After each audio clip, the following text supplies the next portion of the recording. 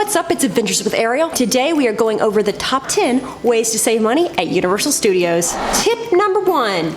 Keep in mind that the more days you choose to spend at the Universal parks, the more money you can save. For example, a single day park-to-park ticket is $170, but your best value is to get a 5-day park-to-park ticket, which in total is $285 and is only $45 per day. Now obviously, a lot of the hassle in planning your vacation is getting down to Orlando in the first place. There is no point in coming all the way down here if you're just gonna spend one day at the park. More time at the park is obviously going to be worth it considering all the time and hassle you put into planning this trip in the first place. Tip number 2, book a free shuttle to the park. A free shuttle can save you money on a car rental, on gas, on parking fees. The good news is that all Universal hotels offer complimentary shuttles to the parks. On-site hotel options include the Hard Rock Hotel, Loews Portofino Bay, Loews Royal Pacific, and Cabana Bay Beach Resort. Also, if you're like me and you live in the area and maybe you're just gonna spend one day at Universal, you can actually park for free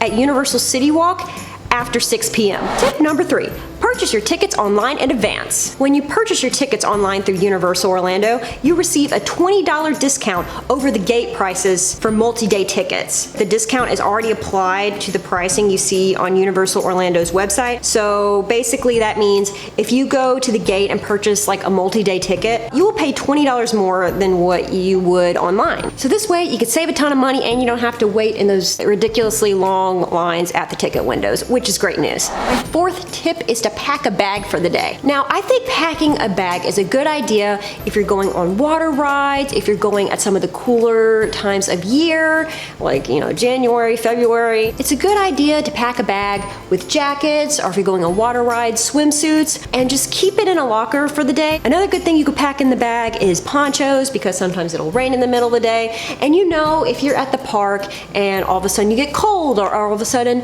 it starts to rain, you're gonna be tempted to buy that, at Disney World, they're $17 ponchos, or you might want to buy a sweatshirt, which is going to cost you a ton of money as well. So why not bring it with you in the first place? So yes, pack a bag.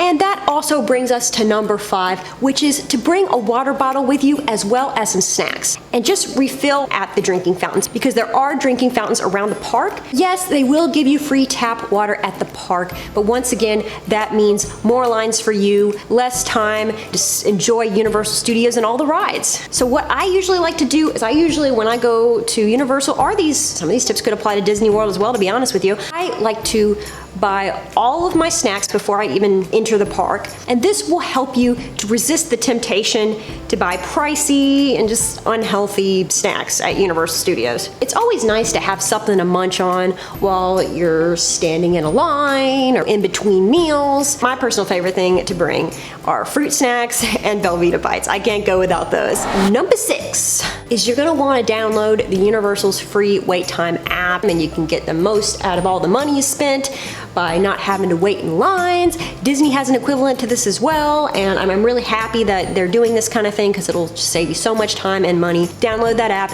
it is worth it. And tip number 7 is to plan your trip according to the slower times of the year, the times that are a lot less crowded. Go sometime like September or November, or if you want to be even more precise, you can check out the Undercover tourist crowd calendars. Those are very good for Universal and Disney crowd times. See which times are the slowest times of year. That way you can enjoy lower prices on hotels and airfare.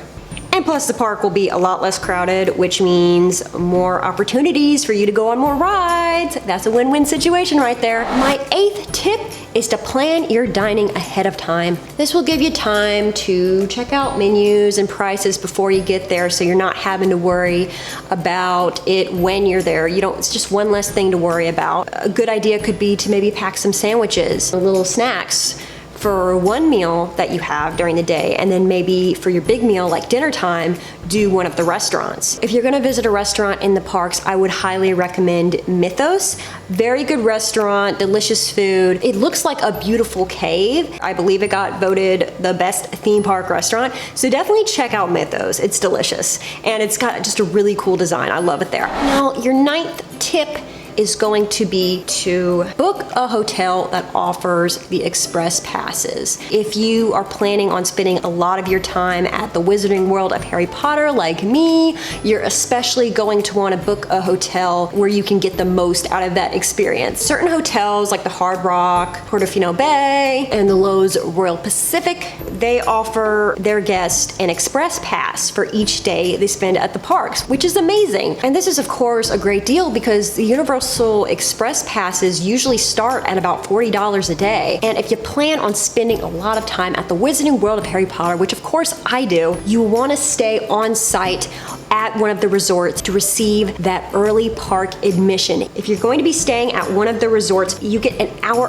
early at Universal, which means more time at Harry Potter. I think it really is worth it to stay on site because if you're at Wizarding World of Harry Potter, especially during the busy times of year, you know it is packed. Wait times can be insane. So yeah, take advantage of the extra hour early. And my final tip is if you live in the Florida area like me, you should become a Universal annual pass holder. The best value you can find is the annual and seasonal passes. You pay a lot less for it than you do for your Disney annual pass if you have one of those. You get great benefits and discounts, one of them being free parking. They're having a deal and it lasts until April 24th, so you only have a little bit of time if you're watching this at the time this video is being filmed. You get 15 months if you buy an annual pass now for the price of 12 months. You get your first 3 months free, which is a fantastic deal.